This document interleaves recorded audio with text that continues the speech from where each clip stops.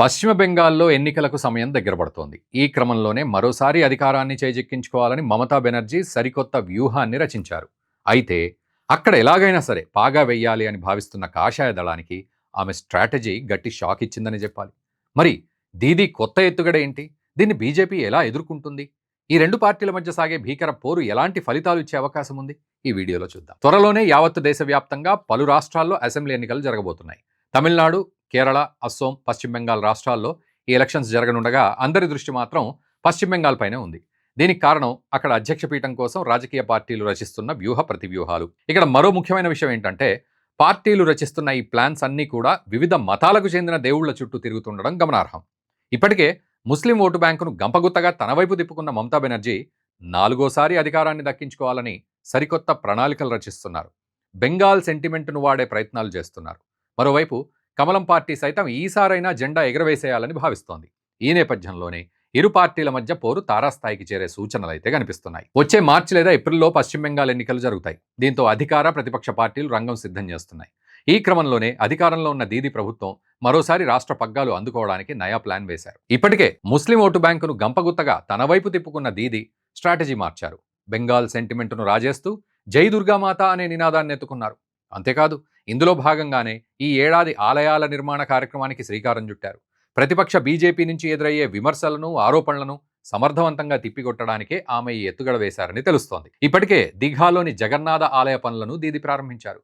కోల్కతాలోని న్యూ టౌన్లో దుర్గా ఆలయ నిర్మాణంతో పాటు ఉత్తర బెంగాల్లోని సిలిగురిలో మహాకాళ్ ఆలయ ప్రాజెక్టు కూడా ప్రారంభించారు. ఈ క్రమంలోనే సుమారు 17 ఎకరాల్లో దుర్గా ఆంగన్ కాంప్లెక్స్ కు దీదీ శంకుస్థాపన చేశారు. ఇదే సందర్భంలో మమతా బెనర్జీ కీలక వ్యాఖ్యలు చేయడం ప్రాధాన్యత సంతరించుకున్నాయి. తాను నిజానికి లౌకికవాదినని, అన్ని మతాలను నమ్ముతాను అంటూ చెప్పుకొచ్చారు. అయితే మమతా బెనర్జీ ఎన్ని స్ట్రాటజీలు రచిస్తున్నప్పటికీ ప్రస్తుతం ఆమెకు కాస్త గడ్డు కాలమే. ఎందుకంటే ఇప్పటి వరకు ఆమె అంచనాలన్నీ తలకిందులయ్యాయి. లెక్కలన్నీ తారుమారవుతూ వస్తున్నాయి.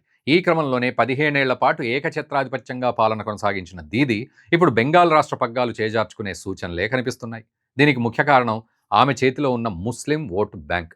ఇన్నేళ్లు ఆమెకు అదే ఆయుధం, ముఖ్యమైన ఓటు బ్యాంక్. ఎందుకంటే వీరంతా బీజేపీకి వ్యతిరేకంగా దీదీకే ఓట్లు వేస్తూ వచ్చారు. అటు వారికి వ్యతిరేకంగా మమతా బెనర్జీ కూడా ఏ పని ఇప్పటివరకు చేయలేదు. కానీ ఇప్పుడు ఆ పరిస్థితి లేదు. తాను ఇన్నేళ్ల పాటు సృష్టించుకున్న ముస్లిం ఓటు బ్యాంక్ అనే భస్మాసుర హస్తానికి ఆమె బలయ్యే పరిస్థితి వచ్చింది. ఎందుకంటే ఏ ముస్లింల ఓట్లతో తృణమూల్ కాంగ్రెస్ మనుగడ కొనసాగిందో, 15 ఏళ్ల పాటు పాలన కొనసాగించిందో అదే ఓటు బ్యాంకు ఇప్పుడు వ్యతిరేకంగా మారే అవకాశాలు ఎక్కువగా ఉన్నాయి. ఈ 15 ఏళ్ల కాలంలో వారికి మమతా చేసిందేమీ లేదు. ఈ విషయంలో ముస్లింలు తీవ్ర అసంతృప్తితో ఉన్నారు. మరీ ముఖ్యంగా ఇటీవల బాబ్రీ మసీదును పునర్నిర్మించేందుకు చేసే ప్రయత్నాలను మమతా బెనర్జీ అడ్డుకున్నారు. ఎందుకంటే హిందూ ఓటర్లకు కోపం రాకూడదు. ఆ రాష్ట్రంలో మొత్తం 292 స్థానాలుండగా వీటిలోని 100 స్థానాల్లో ముస్లిం ఓట్లు కీలకం. 70 స్థానాల్లో వాళ్లు మాత్రమే విజయాన్ని సాధించగలరు. ఇక మిగిలిన దాదాపు 200 స్థానాల్లో హిందువుల చేతులున్నాయి. అది కాక హిందువుల ఆలయాల నిర్మాణానికి శ్రీకారం కూడా చుట్టారు. దీంతో ప్రస్తుతం మమతా బెనర్జీ పరిస్థితి కరవమంటే కప్పకు కోపం, విడవమంటే పాముకు కోపం అన్నట్టుగా ఉంది. అది చాలదన్నట్టుగా ఇటీవల టీఎంసీ నుంచి సస్పెండ్ అయిన ఎమ్మెల్యే హుమాయూన్ కబీర్ కొత్త రాజకీయ పార్టీ పెట్టారు. జనతా ఉన్నాయన్ పేరుతో ఈ పార్టీ వచ్చే ఎన్నికల్లో పోటీకి సిద్ధమైంది. దీనివల్ల మమతా బెనర్జీ ముస్లిం ఓటు బ్యాంకు చీలే అవకాశాలు ఎక్కువగా ఉన్నాయి. మరోవైపు మమతా బెనర్జీ వ్యూహాలకు దీటుగా కమలం పార్టీ ప్రతి వ్యూహాలు రచిస్తోంది. ఇప్పటికే కేంద్ర హోంశాఖ మంత్రి అమిత్ షా ఎన్నికల శంఖారావాన్ని సైతం పూరించారు.